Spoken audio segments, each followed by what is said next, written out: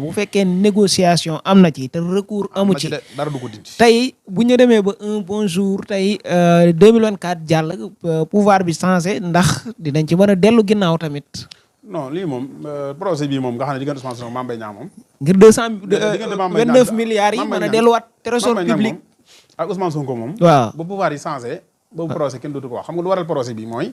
Mame Mbaye Niang non waxuma en tant que Ousmane Sonko procès 29 milliards yi nga xam sénégalais yee ko moom tamit parce que sénégalais yi bari nañ yoo xam ne nguuru Macky Sall ñi ngi koy def ñi ngi xalaat un jour ñëw ñu rendre compte. billahi la ilaha illa huwa. Mame Mbaye Niang bu dee mi ngi dund. 29 milliards dina ci rendre compte. bind ko nga denc ko sa njaganaay. moo la gën a xam. moo la gën a xam ne 29 milliards yi. tey bu ñëwee fii daanaka jëluma ko ñoo demal seen. tey bu ñëwee fii Ousmane Sonko ñu dem ci ñu jox ko dëgg moom dafay mel ni tamit. waaw waaye xam nga justice moom. bii bi sa justice moom ku fi nekk yaay am dëgg. Macky Sall ci boppam. daanañ ko xañ dëgg te tey jii fu mu dem ñu jox ko dëgg. bu fekkee sensé wul. waaw oui. bu fekkee sensé wul ndax jamono yi Abdoulaye Wade Barthélémy Dias ñëw na. ñu ne ko yaaree nit ki. daal di koy tëj. ba Macky Sall gagné Ousmane Tanor Dieng da ko investir ci liste député yi. ñu génne ko ne ko réewoo ko. am déet. effectivement système moom ku fi nekk yaay am dëgg. loolu rek mooy wax ji. waaye 29 milliards yii moom. Mame Mbaye Niang moom moo la gën a xam ne dana ci rendre compte ku mën a doon président ëllëg dana jox xam na ko. loolu leer na ko nañ moom. bu dee atte bi moom atte la boo xam ne dañ ci doon dugg ngir politique dem nañ ba ca biir. xam nañ la lañ ci doon wut mënuñu ko ca am. am ko na leen ay yéwén li ngeen doon wut kër mënu leen ko waaye kaay leen ma lijjanti leen. Ousmane Sonko yow kat kuy élection yi donc ngay bañ ko loxo tere amul problème doo dem da ngay dem élection demal. état yow kat li ngay bañ mooy nit taxaw ci sa kanam doomu atte ba nga koy dem élection te atte woo ko di la néewal doole atteel boo attee teg ko loo xam ne moom dana ko mën a muñ te du ko yàqal dara. kenn ko daal di am dara daal di téye noonu la demee. waaw buñ ñëwee ci li nga xam ne moom mooy ba tey Ousmane Sonko bi nga xam ne depuis ñaari fan mën nañu ne depuis déclaration ba léegi kenn mënu ko teg bët ñii ngi naan mi ngi këram ñii naan nekkul këram. en tout cas daal man loolu ma teewoon a wax man. loolu ma teewoon a wax. jàpp na ak làqatu la tamit. man dafa xamul mu doon. waaw man sama jàngate ba man xam nga dama laa wax fii ne la. wax dëgg yàlla damaa d'accord ak nit à 100% ba lu mu def d'accord naa ci. man daal yàlla kii daal yàgg na sa caméra bi de. effectivement yàlla yonent. Serigne Touba ak ñu baax ñi dox ci alxuraan. waaw diggante El Hadj Malick Sy te El Hadj Abdoulaye Niass ñu baax ñi nga xam ne ñoo fi ne. ñooñu moom lu ñu wax sama xan wa taata lu ñu wax dëgg gëm naa ko topp naa ko. waaye ku dul ñooñu loo wax dama ci xalaat. effectivement waaw. damay xalaat ci mooy. Ousmane Sonko dañu fee woowoon le 16. woowoon nañu fi la 30 la woon. la ko jiitu woon. le 8. le 17 yaakaar naa. la ñu fi woowoon. waaw le 17 bu njëkk le 16 la ñu woowaat ñu le 16. waaw te booba kat amoon na sens pour ngeen ñu renvoyer procès bi n'est-ce pas. te teewut woo nañu. waaw ba ay nit gaañ ci ay alal yàqu ci. le 16 ñëwaat mu woowaat ñu. ba ay nit sax faatu ci. te yooyu yëpp renvoi mën na ci am ndax bu toogoon këram wala mieux sens renvoi mën na ci am te bii moom xamoon na ne. waaw renvoi mënu cee am te woote wut. xam ngeen dama la wax. waaw bi xam ne atte par force la te bay moom xamoon na ne mën nañ ko renvoyer te duñ ko atte. léegi nag yow li ngay daw ñu dem ba bis bañ àgg nga xam ne yow li ngay daw moom fii tey fa force dañ laat tey woote woo ah jëlee waxtaan nañ waxtaan am na waaw waxtaan am na de kuy xalaat xam nga ne waxtaan am na te parce que nag waxtaan am na mooy population bi nañu nekk di xalaat surtout patriote yi mooy nañu bàyyi le 3 avril ni nañ koy manifestation man de wax dëgg yàlla dama ñëwul ma ñëw ma wooy dama ñëw damay ñëw su ma woowee ma dem waaw su ma sañoon du woote de waaw su ma sañoon du woote bi du ko jural dara le 3 nekk ci biir koor gi tamit waaw le 3 woote boobu ba tey it ku ci dem bay bëgg jël sa responsabilité waaw comme xam nga ne la man de personnellement xamul tax lu leen di doyee bu ñu leen woowee lan libérer la détenu waaw loolu la ñuy woote jamono yi de waaw détenu man loolu la ñuy woote xam nga lan laa bëgg waaw ñu dem ci àll bi àggal seen nemmeeku tuur ñu dem ci àll bi wutal nit ñi ay électeurs ñu dem ci àll bi maire yi nga xam ne xamuñ lu gaal gi riir ñu fexe ba ñu déggale gaal gi riir su fa jotee ñu wateel leen bu ngoonee ñu dem interpeller justice ñu àtte leen génne leen ñu dem seen yoon man lii laa bëgg waaw nañ loolu daal mooy combat bi fi mu toll mooy combat bi nañ jël nguur gi àtte leen ñu dem seen yoon ne fii gis nga wallahi rabbil kan fii laay wax buñ génnaate ci mbedd yi da xeex ko xuloo bu yàggee li état bi di wax day dëgg de parce que actuellement état bi moom lu bari ci liñ jàppoon ñoom kuy waxal yàlla xam nga ne ba nañ ko ñoom lu bari ci liñ jàppoon ba nañ ko léegi nag yow ñoom dañ laa bëgg a tegal dañ laa bëgg a tendre pièce mooy nga wàcc état nga wàcc ci mbeddam ñu ne lu ñuy xeex ñu ne lañ bàyyi détenu politique yi d'accord loolu bu ci ay nit dee kuy nekk responsable bi xam nga aji sax foofu sax bëgg naa cee ñëw est-ce que Ousmane Sonko amati na droit à l'erreur pour def erreur ndax dégg nañ même procureur bi wax ne dootuñu ko may dara. procureur moom wax ji ndeysaan. waaw daal di wër loolu yooyu sax yooyu ma sax gëmu ko Ousmane Sonko moom. dootuñu ko may dara ñoom wax dëgg mësuñ ko may dara. luñ ko mas a may wax ma. déedéet parfois nga gis loo xam ne ay mandat daa mel ne ak yooyu noonu war na ca mën am te duñ ko ko may rek yéene wuñ ko ko. dañoo ñàkk pexe jox ko ko xool bu tàng nag. waaw sa waaye day fokkarte mayuñ ko dara. mayuñ ko dara te mënuñ ko may déclaration procureur daal xam nga luy muhim bi. dëgg-dëgg. waaw objectif bi mu am mooy. c'est parce que Ousmane Sonko moom mi ngi ci communication bi patriote ñu ngi ci communication bi ñi ngi wax. waaw Sénégal nii naa ñu am benn avocat bu ne France moom itam mi ngi communiqué ci réseaux sociaux yi. ñi ngi wax ñi ngi waaj naa ñoom itam ñu dikk ngir exister dans la débat public. loolu rek moo leen indi woon. waaye gis nga procès yi ñu lay wax naan la dana yëkkati beneen di yóbbu ko ci yoon nii ko na barki alxuraan du am. nit procès commando bi. fan yi ñu wax. yooyu man maa la ko waxoon fii damaa la ko wax du am. gis nga lii am. fii laa leen ko waxee ngeen.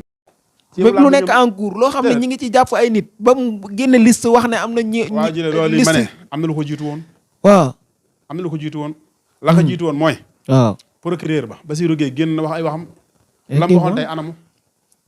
Amadou Diouf génn na wax ay waxam la mu waxoon tey anamu. waaw Bassirou Gueye menacé woon na fi ba ne bu Ousmane Sonko génnaatee dinaa génn ca beneen façon waaye bi Ousmane Sonko génnaatee du waxaatul. waxaatul.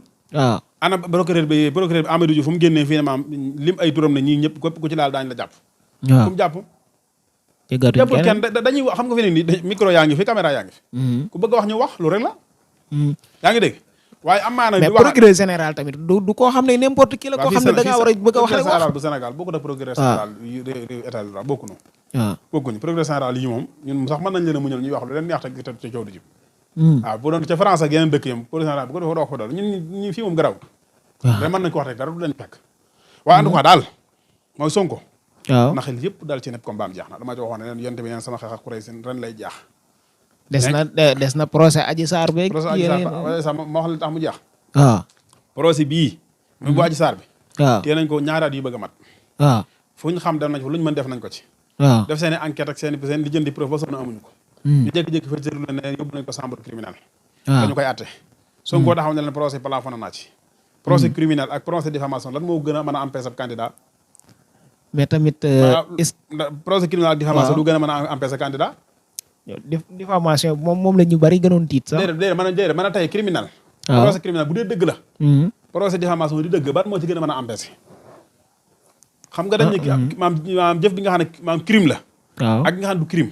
crime moo gën a garaaw. crime moo gën a diis waaw. léegi nag comme crime moo gën a diis. te crime boobu ñoom moo leen doon gën a mën a satisfaire ñu ayo koy élection te xool nañ ba sonn waaye crime boobu mënu leen a lijjantil dara. ñu takk ba mu baax ñu takk ko ne c'est-à-dire crime bi moom amul. léegi nag ñu jël diffamation bi. mais taxul mu jeex ba léegi de jeexaluñ ko de. loola jeex na loola nii rek lañ koy àtte. ñu ngi ci jamono bu nekk di def seen i. jeex na loola jeex na loolu lii lañ koy àttee. loolu fi daal gis nga loola. bindal ci koy denc sama lay wax rek toujours loo xam tu day.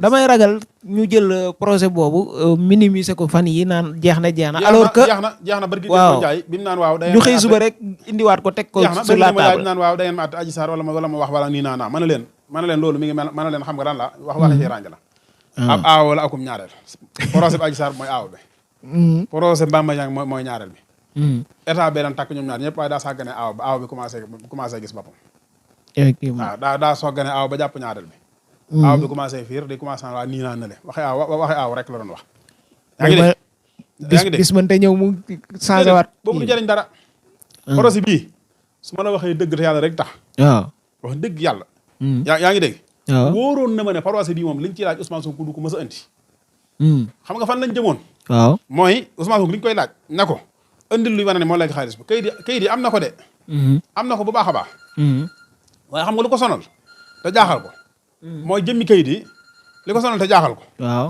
mooy jëmmi kayit yi li ko sonal te jaaxal ko mooy kayit yi ci boppam bu ko indee loi da koy jàpp su ko indi loi da koy jàpp su ko indi loi da koy jàpp looloo tax comme loi da koy jàpp te ñoo xam ne li ñu koy laaj malgré am na ko waaye bu ko defee dañ koy jàpp moo tax mu ne na def le tout pour maanaam seet nu mu empêché ni mu ko doon empêché nag mooy force la ko doon empêché mooy di ñëw ci mbedd mi di daje ak état bi di jëflante ak ñoom ñu dem ba yàgg arbitrage bi nga xam ne mooy France xool xam ne lii mënu la wéy mu naan mën a lii naa ci wut solution bi mooy apaiser la situation situation nag apaiser nañ ko léegi nag li ci des mooy wuti ay carte rek 3 avril bi jërut a génn amul benn amul jëru ko jëru ko.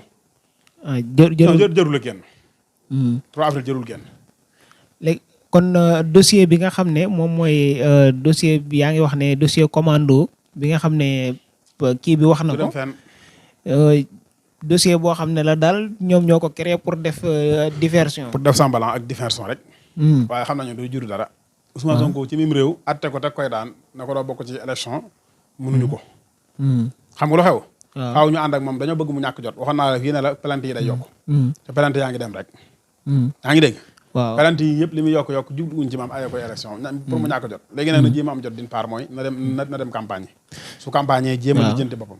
mais ba tey ci li nga wax ne Ousmane Sonko maanaam suñ la déggee day mel ne jafe-jafe ak justice kon jeex na. non jeex na. est-ce que tamit ak déclaration yeeg sortie yeeg est-ce que mënta dugalaat boppam aussi. waaw loolu daal man bu fekkoon ne man maa sañ di ko digal. waaw sortie yi moom. su koy def. waaw apaiser la situation wax ak militants yi ñu dem bindu ji. ñu ne ci liggéey boo xam ne dans la bâchage ngir ñëpp nekk ay ñëpp am ay carte su voté jotee ñu voté noo xam ne kenn mënut a la ma waxoon ca élection yële weesu. waaw ne leen nañ fexe ba mën na leen dañuy gagné. xam nga waxoon naa la ko ci élection yële. waaw mën na leen dañuy gagné moom mooy élection maire ya. waaw may leen toutes les grandes villes li ci pouvoir bi gagné du mat 5. loolu laa la waxoon avant élection yi. effectivement ku dem ci sa vidéo da nga ko ci fekk. nga ne ma sàcc mën na leen parce que écart bi ñu leen rawee day bari ba duñ ko mën a sàcc. oui écart boobu bu ñu ko defaatee ci présidentielle ya. mënuñ ko sàcc. loolu nag li la koy may du affaire tapas ay dem ci terrain bi xeex de. loolu la ko may damaa waxoon ne force actuellement moom mooy li existe waxoon naa ko fii. waaw ne bu ngeen nelawee ñu tëj sawaay. lu ngeen man def leen ko. léegi nag combat boobu jeex na. kon jaay laajatul xeex fi mu toll nii. jël laajatul xeex. lu ñuy xeexati fi ne. patriote yi bari na ñoo xam ne moom xeexal. dañoo xeer man nag bëggoon naa ngay ñëwal ma ci ñi nga xam ne dañuy topp Ousmane Sonko rek daanaka comme ni nga koy waxee léegi topp nit te li muy def doo ci xalaat. fu mu la joxoñ rek waaw. man daal en tout cas. te it bari na ñoo xam ne. dem bi mooy ne déclaration damaa bañ. effectivement damaa bañ na la du ma ko def. wala du ma ko def mooy ki mbir mi concerné li mu wax. daf maa jaaxal dama cee dégg lu bari. waaw nee ma ne lu ma la dama cee dégg lu bari. waaw ndax nee na ginnaaw suba am naa rendez-vous. waaw te daa taxaw ne ndax pare ngeen xeex keroog meeting ay méga meeting ñu ne ko waaw. mu ne damay dox ndànk yéen ñëpp na ngeen ñëw gunge ma. te booba kat xam